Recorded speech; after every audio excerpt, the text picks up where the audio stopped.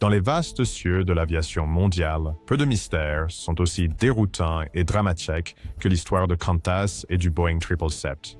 Ce n'est pas seulement l'histoire d'une compagnie aérienne évitant un avion à succès.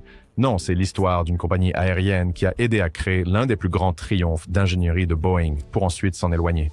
Imaginez aider à concevoir une voiture, chaque bouton, chaque vis, chaque centimètre, et puis juste au moment où elle sort de la chaîne de production sous les acclamations mondiales, vous décidez de ne jamais la conduire. Qantas, le fier kangourou volant d'Australie, est depuis longtemps connu pour ses décisions audacieuses, ses itinéraires ultra longs et sa planification méticuleuse de flotte. Mais alors que les compagnies aériennes à travers les continents se sont emparées des Boeing 777 par douzaines, Qantas est resté sur la touche, pas une commande, pas une livraison. Ce refus soulève la question évidente. Pourquoi? Pourquoi la compagnie aérienne a-t-elle aidé à mettre au monde le bas-réacteur gros porteur le plus réussi au monde pour ensuite l'exclure totalement de sa flotte? Attachez vos ceintures, car il ne s'agit pas seulement d'avions. C'est une question de géographie, de stratégie, de survie et d'une vision si unique qu'elle a défié les tendances mondiales et réécrit ce que signifie voler depuis le bas du monde. L'histoire du Boeing 777 commence non pas dans un laboratoire, mais dans une salle de réunion, un lieu où l'urgence a rencontré la vision. C'était au début des années 1990 et Boeing perdait de l'altitude. Bien qu'encore le leader incontesté de l'aviation commerciale, les vents changeaient. Les compagnies aériennes n'étaient plus satisfaites des avions à 4 moteurs encombrants et inefficaces. Les prix du pétrole montaient, les marges bénéficiaires rétrécissaient et les schémas de trafic mondial évoluaient. Airbus progressait avec des designs audacieux et nouveaux comme l'A330 et l'A340 et les offres existantes de Boeing, en particulier le 747 et le 767, montraient leur âge. Le monde avait besoin d'un nouveau type d'avion, quelque chose de puissant mais agile, efficace mais à long rayon d'action, technologiquement avancé mais convivial. Et Boeing savait qu'il ne pouvait pas le faire seul. Dans un geste qui a stupéfié l'industrie, Boeing a lancé l'initiative « Travailler ensemble », une première dans l'aviation. Au lieu de concevoir un nouvel avion en secret et de le présenter pour que les acheteurs potentiels l'acceptent ou le rejettent, Boeing a ouvert ses portes à ses plus grands clients, non pas métaphoriquement, mais littéralement. Des ingénieurs, pilotes, dirigeants et chefs de maintenance des principales compagnies aériennes mondiales ont été invités à s'asseoir à la table. Ce n'était pas seulement une collaboration, c'était une co-rédaction. C'était le partenariat le plus intime jamais tenté dans l'aérospatiale. Parmi les voies choisies pour façonner le projet se trouvait Qantas, la compagnie aérienne nationale d'Australie, un transporteur connu non seulement pour parcourir de longues routes difficiles, mais aussi pour les avoir pionnières. Comprendre l'inclusion de Qantas, c'est comprendre son héritage, une marque synonyme d'endurance, de sécurité et d'ambition aéronautique. La tyrannie de la distance en Australie signifiait que Qantas avait toujours exigé plus de ses avions, plus d'autonomie, plus de résilience, plus de confiance. Et ainsi, à la table de Boeing, Qantas a poussé pour l'innovation, une portée capable de survivre au Pacifique, une durabilité pour une utilisation intensive sur de longues distances, un design de cabine adapté aux globetrotters fatigués et des systèmes de sécurité capables de gérer des milliers de kilomètres sans terre en vue. L'avion qui a émergé de ces sessions n'était pas juste un avion, c'était un exploit de l'ingénierie moderne. Un biréacteur pour plus de 300 passagers qui redéfinirait le jeu des longs courriers. Son système de commande de vol numérique remplaçait les câbles mécaniques encombrants. Son fuselage a été conçu entièrement sur un logiciel de conception assisté par ordinateur. Il promettait une meilleure consommation de carburant, moins d'émissions et de nouvelles routes que personne n'avait osé essayer auparavant. Le 777 n'a pas été construit par Boeing seul. Il a été construit par un conseil des compagnies aériennes les plus exigeantes du monde. Et Qantas avait contribué à son développement. C'est pourquoi l'industrie a été stupéfaite lorsque l'avion a commencé à être expédié. Et Qantas n'en a pas acheté un seul. Lorsque le premier Boeing 777 est sorti de la chaîne de montage et a pris son envol, le monde a regardé avec admiration. Voici un avion bimoteur qui pouvait voler plus loin, plus sûr et moins cher que ses rivaux à 4 moteurs. Les compagnies aériennes qui avaient autrefois juré par le 747 ont commencé à se tourner vers le 777, plus élégant et plus économique. Les chiffres parlaient d'eux-mêmes. Meilleure économie de carburant, coût de maintenance réduit et la flexibilité de desservir tout, des hubs régionaux aux routes internationales phares. Le 777 a changé la donne et les compagnies aériennes le savaient. L'un après l'autre, les mêmes transporteurs qui ont aidé à concevoir l'avion ont signé. United Airlines est devenu un client de lancement, transformant le 777 en cheval de bataille de sa flotte pacifique. British Airways a commencé à le déployer sur les routes transatlantiques, le qualifiant de rêve pour les voyageurs d'affaires. Cathay Pacific, Japan Airlines et ANA ont loué leur mélange parfait de capacité et d'économie de carburant, leur permettant d'ouvrir de nouvelles routes long courrier vers l'Europe et l'Amérique du Nord. Même American Airlines et Delta, autrefois prudentes quant aux révisions massives de leur flotte, ont passé de grosses commandes et ont commencé à s'éloigner des modèles plus anciens. Le 777 accomplissait son destin, sauf pour une compagnie aérienne, celle qui l'avait aidé à le créer, Qantas. Il n'y avait pas d'annonce, pas de déclaration. Juste le silence. La compagnie aérienne qui avait contribué à façonner la structure même de l'avion, l'ergonomie du cockpit, la configuration de la charge de carburant, les redondances structurelles pour les longs trajets au-dessus de l'eau, restait immobile tandis que ses pairs avançaient. Les analystes de l'aviation étaient perplexes. Les journalistes écrivaient des éditoriaux. Certains spéculaient sur des tensions diplomatiques. D'autres soupçonnaient des désaccords sur les prix, mais rien de tout cela ne l'expliquait vraiment, car Qantas n'hésitait pas. C'était un choix. Il choisissait de ne pas faire voler l'avion qu'il avait contribué à créer, et ce choix en disait plus sur Qantas que sur Boeing. Pour Qantas, chaque décision commence par la géographie, et l'Australie, aussi belle et sauvage soit-elle, se trouve au bout du monde. Pour la plupart des compagnies aériennes, le long courrier est un luxe. Pour Qantas, c'est une question de survie. Opérer depuis l'Australie, c'est être prisonnier de la distance.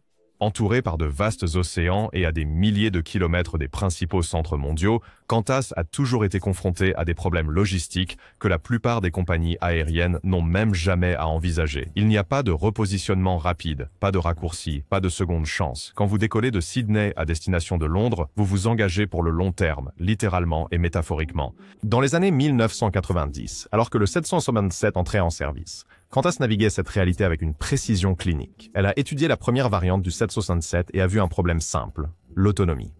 Le 767-200 original et même le 767-200 hier ne pouvaient pas répondre à l'exigence la plus essentielle de la compagnie aérienne, à savoir voler de manière fiable sur des missions ultra long courrier qui définissaient la marque Qantas. Sydney à Los Angeles, Melbourne à Londres, Brisbane à Dallas. Ce n'étaient pas des routes de prestige, mais des lignes de vie. Le Boeing 747-400, malgré son âge et sa consommation de carburant, pouvait encore faire ce que le 777 ne pouvait pas, transporter des charges complètes de passagers et de fret à travers le Pacifique avec de la marge. Il avait 4 moteurs, donnant aux pilotes plus de confiance lorsqu'ils survolaient les vastes océans du Sud isolés.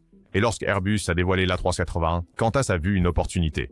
L'A380 n'était pas seulement grand, il était immense. Pour un pays avec une population limitée et de longues distances, moins de vols avec une plus grande capacité avaient beaucoup plus de sens que plusieurs vols avec de plus petits avions. Ainsi, tandis que le reste du monde adoptait l'efficacité des vols long courriers à 2 moteurs, Qantas poursuivait quelque chose de complètement différent, l'échelle et la portée. La compagnie aérienne n'avait pas besoin de flexibilité, elle avait besoin de puissance. Elle avait besoin d'avions capables de franchir des océans et de porter des attentes nationales avec eux. Le 777 ne suffisait tout simplement pas. Ce n'était pas un mauvais avion, ce n'était juste pas le bon avion, pas pour Qantas, pas pour l'Australie. Et ainsi, la compagnie aérienne a regardé depuis les coulisses, alors que le jet qu'elle avait aidé à construire devenait l'épine dorsale des flottes du monde entier. Elle est restée fidèle à ses 747, a investi dans l'A380 et s'est discrètement éloignée de l'avion qui portait ses empreintes. Mais l'histoire ne s'est pas arrêtée là car le ciel changeait à nouveau et Boeing était sur le point de faire une nouvelle offre avec une plus grande portée, un nouveau moteur et un nom très familier. Alors que le programme Boeing 777 prenait son envol, Qantas traçait une trajectoire différente, ancrée non pas dans ce qui était à la mode, mais dans ce qui était éprouvé, testé et fiable. À la fin des années 1990 et au début des années 2000, Qantas avait consolidé sa réputation de spécialiste des longs courriers. Sa flotte de Boeing 747 n'était pas seulement un outil, c'était un symbole. Les 747-400 portaient les ambitions de l'Australie à travers les océans, reliant Sydney et Melbourne à Londres, Los Angeles, Johannesburg et Hong Kong, avec une confiance inégalée. Avec leurs 4 moteurs, leur grande autonomie et leur capacité significative de passagers et de fret, ils sont devenus la bouée de sauvetage de Qantas vers le monde. Dans une nation définie par l'isolement, le 747 était à la fois une nécessité et un symbole de fierté. Mais l'aviation, comme la technologie, n'arrête jamais d'évoluer. Airbus se préparait à secouer l'industrie une fois de plus. En 2005, le constructeur européen a livré sa vision de l'avenir, l'A380, une merveille à 2 étages plus grande que tout ce qui avait jamais pris son envol. Sa promesse était claire, plus de personnes, moins de vols, de meilleures économies d'échelle. C'était le Super Jumbo Jet pour les très longues routes, une machine capable de transformer Sydney à Los Angeles ou Melbourne à Londres en trajet direct, dense et prestigieux. La plupart des compagnies aériennes ont hésité. La taille de l'A380 en faisait un casse-tête logistique. Il nécessitait des modifications d'aéroports, des pistes renforcées, de nouvelles passerelles d'embarquement et un équipement au sol spécialisé. De nombreuses compagnies craignaient de ne jamais le remplir. D'autres ne voyaient pas l'intérêt d'introduire un avion à 4 moteurs, alors que l'industrie se tournait vers l'efficacité des avions à 2 moteurs. Mais Qantas n'a pas hésité. Pour Qantas, l'A380 était moins un pari qu'un miroir. Il reflétait tout ce que la compagnie aérienne valorisait: portée, capacité, endurance et image de marque. Qantas n'opérait pas depuis Francfort ou Chicago. Ses vols n'étaient pas des sauts de 2 heures. Ses passagers ne voulaient pas de fréquence, ils voulaient de la liberté. La liberté de voler directement, la liberté de voler avec espace, confort et silence, et l'A380 offrait cela en abondance. Lorsque Qantas a reçu son premier A380 en 2008, ce n'était pas seulement l'adoption d'un nouvel avion, c'était l'adoption d'une philosophie. L'A380 deviendrait le fleuron de l'image premium de Qantas, avec des suites d'affaires sur le pont supérieur, des salons à bord et des cabines ultra silencieuses. Le 777 aurait pu être plus polyvalent, mais l'A380 avait de la présence. Il faisait s'arrêter les aéroports et les passagers le regardaient. Il disait au monde que Qantas ne faisait pas que survivre à la tyrannie de la distance, mais qu'il la maîtrisait. Et pendant une décennie, ce pari a porté ses fruits. Sous les grands gestes et les déclarations à 2 étages de Qantas se cachait un esprit froid, calculateur et d'une efficacité redoutable. Gérer une compagnie aérienne depuis l'Australie n'est pas seulement géographiquement difficile, c'est logistiquement épuisant. Chaque pièce de rechange, chaque mise à jour des systèmes d'avion, chaque technicien formé doit être transporté par avion ou par bateau sur de vastes distances. Une base de maintenance à Sydney ne peut pas demander de l'aide à un partenaire à Francfort. Un avion cloué au sol à Perth ne peut pas simplement être redirigé via un hub pratique comme Heathrow. Qantas doit faire en sorte que chaque décision concernant sa flotte compte. Ainsi, tandis que d'autres compagnies aériennes s'essayaient à la variété, Qantas a adopté le minimalisme. Elle a adopté une philosophie stricte, moins de types d'avions, des investissements plus profonds dans chacun. Chaque nouvel avion ajouté à la flotte devrait justifier non seulement son rôle, mais aussi son effet d'entraînement. Pourrait-il être entretenu avec les systèmes existants? Faudrait-il une formation entièrement nouvelle pour les pilotes et les ingénieurs? Les pièces de rechange seraient-elles compatibles avec le reste de la flotte? Le personnel au sol aurait-il besoin d'une nouvelle formation? Faudrait-il acheter ou construire des simulateurs? Il ne s'agissait pas de fidélité à la marque, mais de survie. Le 777, malgré sa popularité croissante, représentait un compromis inconfortable pour Qantas. Il était plus efficace que le 747, mais ne pouvait égaler sa taille. Il avait une plus grande portée que l'A330, mais pas suffisamment, et il n'offrait pas l'innovation dont Qantas avait besoin pour justifier de perturber la machine bien huilée de ses opérations. La compagnie aérienne avait déjà investi dans l'épine dorsale long courrier de Boeing. Elle avait une stratégie pour l'A380. Ajouter un 777, avec sa qualification de type pilote unique et ses systèmes distincts, aurait signifié une nouvelle complexité sans avantage concurrentiel clair.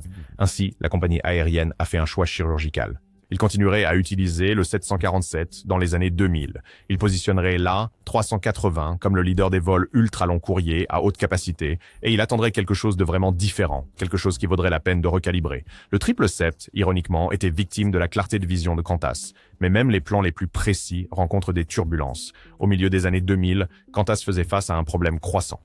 Il était coincé entre 2 époques. Les 747 vieillissaient. Les A380 étaient grands, luxueux et de plus en plus efficaces sur les principales routes principales. Mais ils ne pouvaient pas être partout. Les villes australiennes se développaient. La demande mondiale changeait. De nouvelles routes long courrier de capacité moyenne s'ouvraient. Perth à Rome, Brisbane à Chicago, Melbourne à Dallas. Des routes qui n'avaient pas besoin de 500 sièges, mais qui nécessitaient toujours une portée importante. Qantas n'avait pas d'avion parfait pour ce nouveau créneau et elle avait délibérément choisi de ne pas adopter l'avion sur lequel d'autres compagnies aériennes prospéraient, le Boeing 777. Au lieu de cela, elle avait misé sur la prochaine grande idée de Boeing, le 787 Dreamliner. Le Dreamliner était censé être tout ce que le 777 n'était pas. Fabriqué à partir de composites en fibre de carbone, beaucoup plus léger, ultra efficace, capable de voler plus loin avec moins de carburant et modernisé jusqu'au dernier boulon. Il promettait des économies révolutionnaires et une flexibilité inégalée, et Qantas a investi tôt. L'avion serait central dans son plan de relance des vols long courriers. Il ouvrirait de nouvelles liaisons entre villes, relancerait des routes marginales et remplacerait les 747 vieillissants avec Steel. Mais Boeing a trébuché. Le programme 787 a subi retard après retard, 3 ans de retard et des milliards au-dessus du budget. Un incendie ici, une immobilisation là, le chaos de la chaîne d'approvisionnement partout. Qantas a observé la date d'arrivée du Dreamliner se déplacer, comme un mirage à l'horizon. D'autres compagnies aériennes, plus agiles et moins réticentes au risque, ont comblé le vide avec des 777-300ER. Ils ont sécurisé des profits sur les longs courriers pendant que Qantas attendait, vulnérable et avec une flotte limitée. Certains dans l'industrie ont commencé à murmurer. Qantas avait-il mal calculé? Son refus d'acheter le 777 l'avait-il laissé exposer? Sa stratégie de flotte allégée jouait-elle maintenant contre lui? Et pendant un moment, il semblait que ces murmures pouvaient avoir raison. Mais Qantas n'a pas cédé. Elle a redoublé de patience. Elle a tenu bon. Et lorsque le 787 est enfin arrivé, Qantas a agi rapidement. Le Dreamliner est entré en service avec fracas, lançant le premier vol commercial sans escale au monde d'Australie à Londres, partant de Perth et faisant les gros titres mondiaux. Il a relancé des routes vers Dallas, ouvert de nouvelles connexions vers l'Europe et les États-Unis, et remplacé sans problème les 747 vieillissants. Le pari avait fonctionné, de justesse. Qantas avait traversé la période difficile, mais alors que le Dreamliner s'installait en service, Boeing préparait autre chose. Quelque chose qui combinait la puissance et l'envergure du 777 avec les matériaux et l'efficacité du 787. Il s'appellerait le 777X, et pour la première fois depuis des décennies, Qantas examinerait sérieusement l'avion qu'elle avait autrefois laissé de côté. Des années après que le Boeing 777 ait conquis les cieux, mais pas ceux de Qantas, la compagnie aérienne a décidé de faire quelque chose que personne n'avait jamais fait auparavant. Ce n'était pas juste une autre route, c'était une réinvention du voyage aérien mondial. Qantas l'a appelé Projet Sunrise, du nom de la mission de la Seconde Guerre mondiale, qui reliait l'Australie au monde avec des vols périlleusement longs sous silence radio. Cette fois, les enjeux n'étaient pas la guerre. Ils étaient l'immortalité de l'aviation. L'objectif, lancer des vols sans escale de Sydney et Melbourne vers New York, Londres, Paris et au-delà, reliant l'Australie aux capitales les plus importantes de la planète en un seul saut. Les chiffres étaient stupéfiants. Des vols de plus de 18 heures, atteignant 20 dans certains cas, traversant plusieurs fuseaux horaires et océans. Ce n'était pas seulement de longs trajets, c'était des marathons à 35 000 pieds. Pour conquérir cet Everest de l'aviation, Qantas avait besoin de quelque chose de nouveau, pas seulement de réservoirs de carburant supplémentaires ou de modifications de cabine. Il fallait un avion conçu spécialement avec la portée d'un 747, l'efficacité d'un Dreamliner et le confort d'un hôtel volant. Une machine capable de parcourir 10 000 miles tout en offrant repos, bien-être et stabilité opérationnelle. Voici Boeing. Après des années dans l'ombre, Boeing a vu une étroite fenêtre pour regagner le terrain perdu. Il avait exactement ce dont Qantas avait besoin, ou du moins l'espérait, le 777X. Une réinvention du classique 777, le nouvel avion arborait des extrémités d'ailes repliables, des moteurs GE9X et une cabine repensée pour le 21e siècle. Il promettait une plus grande autonomie, une meilleure consommation de carburant et un confort passager supérieur à tout ce que Boeing avait produit auparavant. Qantas l'a pris au sérieux. Le 777X avait du potentiel et Qantas avait autrefois contribué à façonner son tout premier ancêtre. Peut-être enfin, leur destin allait-il converger. Mais il y avait un autre acteur dans la salle, un avec lequel Qantas s'était rapproché de plus en plus, Airbus. Il n'offrait pas un concept spéculatif. Il proposait l'A350 000, un avion qui volait déjà, qui était déjà livré, déjà fiable. Et plus important encore, Airbus était prêt à aller plus loin, non seulement à vendre un avion, mais à co-développer une version avec Qantas. Ils ont promis d'ajuster l'A350 000, d'étendre son autonomie en carburant, d'optimiser son aérodynamisme et de le livrer à temps pour les premiers vols du projet Sunrise. Boeing, en revanche, luttait encore contre des retards de certification, des dysfonctionnements internes et une crise de confiance croissante. Le 777X avait du potentiel, mais Qantas n'était pas d'humeur pour des promesses. Il lui fallait un avion, et il lui en fallait un maintenant. Dans le monde de l'aviation, peu de décisions ont autant de poids symbolique qu'un choix de flotte. Il ne s'agit pas seulement de choisir un avion. Il s'agit de choisir une direction, un avenir, une philosophie. Pour Qantas, dont chaque achat long courrier doit passer le test de la distance, de l'autonomie, de la fiabilité et de l'image de marque, la décision pour le projet Sunrise était plus qu'un approvisionnement. C'était une déclaration de ce qu'il voulait être dans les décennies à venir. Le concours final s'est réduit à deux titans. D'un côté, l'Airbus A350 000, déjà en vol, déjà traversant les continents, se perfectionnant en temps réel. D'autre part, le Boeing 777X, une merveille technologique encore pris dans son drame de piste, a été cloué au sol, non pas par conception, mais par des retards, des dysfonctionnements et un climat réglementaire devenu de plus en plus sceptique quant aux assurances internes de Boeing. Qantas a évalué tout, les spécifications de performance, la consommation de carburant, l'espace cabine, le poids au décollage, les niveaux de bruit, mais surtout, elle a évalué la certitude. Airbus ne vendait pas seulement un avion. Il offrait une solution. Le constructeur européen s'est engagé à personnaliser l'A350 1000 en adaptant les systèmes de carburant et l'enveloppe de performance de l'avion pour répondre aux exigences de Qantas. Ils ont collaboré sur des simulations de mission. Ils ont ajusté les algorithmes de charge utiles. Ils ont conçu des modules de cabine optimisés pour la santé des passagers sur des vols ultra long courriers, incluant des zones d'étirement, un éclairage circadien et une pressurisation de l'air calibrée pour réduire la fatigue. En essence, Airbus ne construisait pas seulement un avion. Il construisait une plateforme pour l'ambition de Qantas. Et peut-être plus important encore, Airbus pouvait livrer. Tandis que Boeing continuait d'assurer au monde que le 777X arrivait bientôt, Airbus offrait un calendrier. Alors que Boeing luttait avec des correctifs logiciels, des goulots d'étranglement de la FAA et une réorganisation interne, Airbus expédiait discrètement des A350 à Qatar Airways, Singapore Airlines et British Airways, chacun prouvant sa valeur vol après vol à travers des déserts, des océans et des pistes enneigées. Pour Qantas, un retard dans le projet Sunrise ne serait pas seulement gênant, ce serait fatal. Des routes comme Sydney-New York nécessitent des autorisations bilatérales, des accords de créneaux, des campagnes de relations publiques massives et une coordination des infrastructures. Un avion en retard signifierait une perte de confiance, une perte d'investissement et une perte d'avantages stratégiques.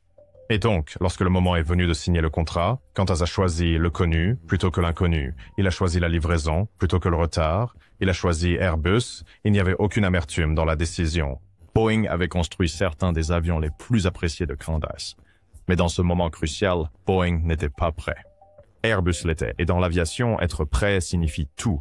Ainsi, la compagnie aérienne, qui avait autrefois co-conçu le 777, s'est détournée de sa dernière version et a écrit un nouveau chapitre avec un partenaire différent.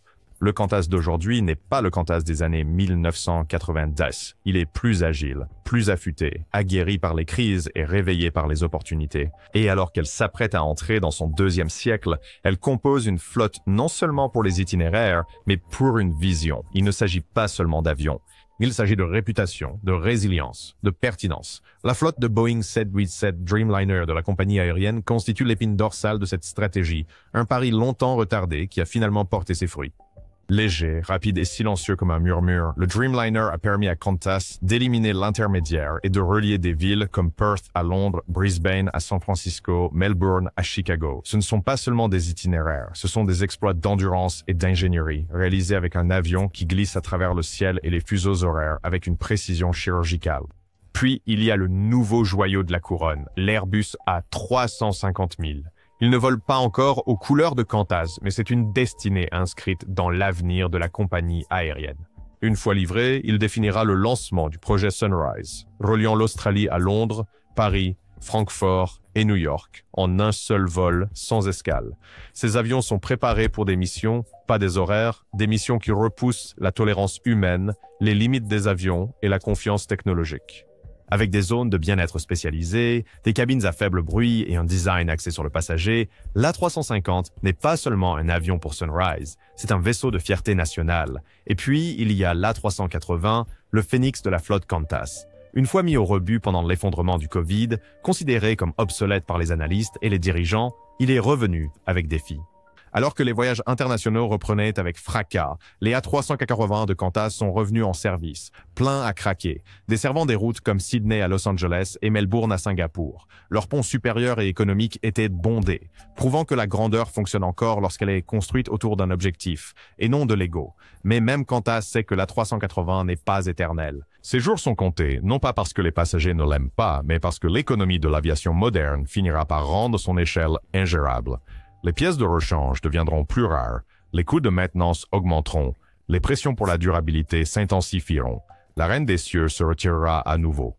Et quand cela arrivera, Qantas sera prêt avec une flotte plus légère, plus intelligente, plus affûtée, une flotte conçue non seulement pour l'efficacité des coûts ou le prestige, mais pour l'endurance stratégique. Et pourtant, planant juste derrière cette gamme de titane et de fibres de carbone, se trouve le fantôme d'un avion qui n'a jamais vraiment atteint le tarmac à Sydney, le Boeing 777. Cela reste le « et si » de l'histoire de Qantas, le presque, l'ombre, l'avion qui, dans une autre chronologie, aurait pu porter la queue rouge et survoler les océans du Sud. Mais cela n'a jamais été le cas, non pas parce qu'il a échoué, non pas parce qu'il n'était pas magnifique, mais parce que Qantas a choisi à maintes reprises autre chose, une stratégie différente, un rythme différent, une histoire différente.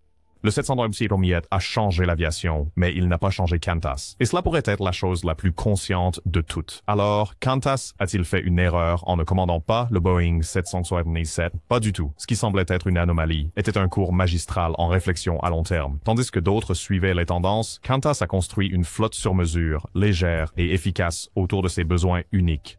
La géographie a façonné sa logique, la stratégie a façonné ses mouvements, et la patience, durement acquise, souvent moquée, a façonné son résultat. Aujourd'hui, alors que le monde se précipite vers les voyages ultra-long courriers et l'aviation durable, Qantas vole déjà à la limite du possible.